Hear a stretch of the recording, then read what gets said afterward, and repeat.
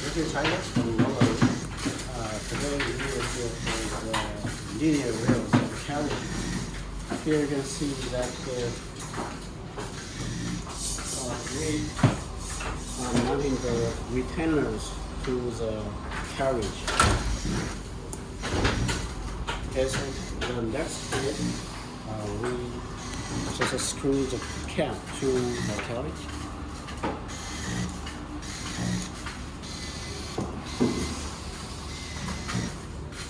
Comes to the next step that we put the balls, bearings to the carriage.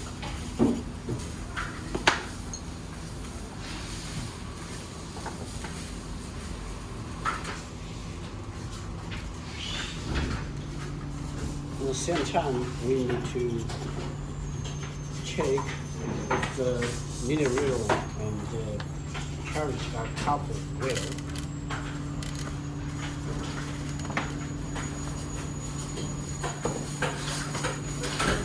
So here are the same processing that put the bearings into the carriage, and then between the cap and the retainer, and then put the wheels onto.